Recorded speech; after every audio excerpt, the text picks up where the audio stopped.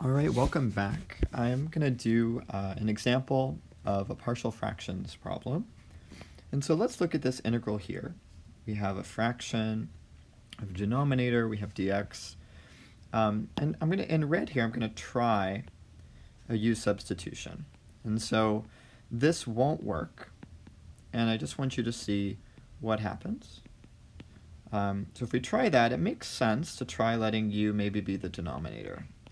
X squared minus x minus 6. Then du is going to be 2x minus 1 dx. And if I solve for dx, it's going to be du over 2x minus 1. And so if I try that in my substitution, I'm going to get 3x plus 11 over u times du over 2x minus 1. And I look at this, and these two expressions here, I hope they would cancel, because they typically do with u substitution. But at the moment, they don't. And that's a big problem for us, because we're not going to be able to get the whole thing in terms of u. So this is a good try, a good attempt, but we're kind of stuck at the moment. So let's instead try a different method. So we're going to use this method called partial fractions.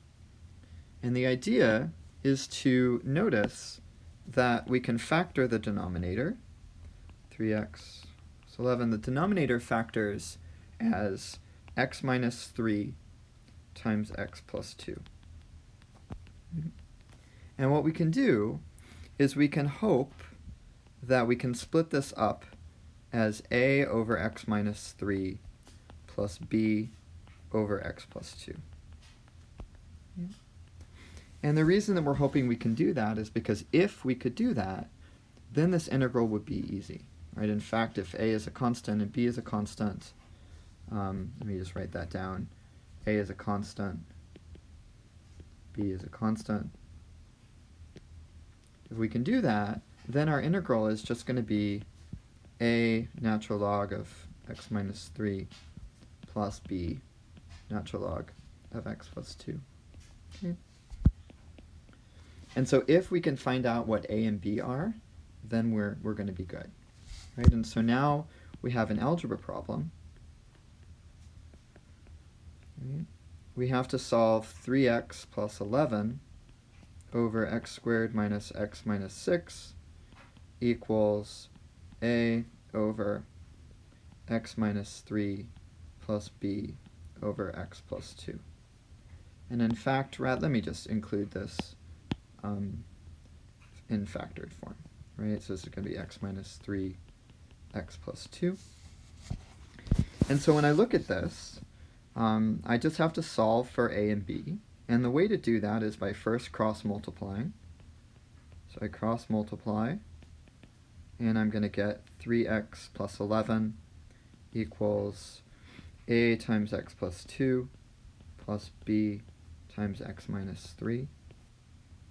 And if I kind of combine everything, what I'm going to do is I'm going to say I'm going to get ax plus 2a plus bx minus 3b.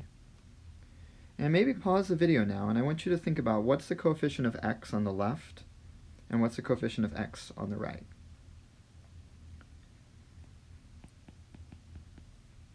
So while you're thinking about that, I'm going to combine these terms. And I want to notice here that we have an x term on both sides. I'm going to circle that in red. And then in blue, we have a constant term. And if these two things are really equal, then the coefficient of x must be the same on both sides. So that's going to mean that 3 has to equal a plus b, and it should also mean that the constant term should be the same on both sides. And so this is called equating coefficients. This is called equating coefficients. And we call it that because we equated the coefficients of x and we equated the constant coefficient. So now we just have to solve the system. So now we solve the system, and you probably have your favorite way of solving a system of equations. I like to use substitution, so I like to take that first equation, maybe solve for a. I'd get a equals 3 minus b, and then maybe I'd sub that in to the second one. 11 equals 2 times a minus 3b, so I'm going to sub in that here, and I'm going to get 11 equals 6 minus 2b minus 3b. I'm going to get 5 equals negative 5b, so b is equal to negative 1. And then I'm going to solve for a. Of course, a is going to be 3 minus b, so it should be 4. Okay. And so now I've finished the algebra problem. And so now I'm just going to review what we did. So our goal was to find the a and the b up here at the top, such that we could split this fraction up, and we found that a was 4 and b was minus 1. And so if we go back up to our integral, I could fill that in. I know that this integral is going to be, what did we say they were? We said they were 4 and minus 1. And so that's going to now mean when we do this integral, we're going to get 4 and minus 1. So this is going to be then our final answer to this problem.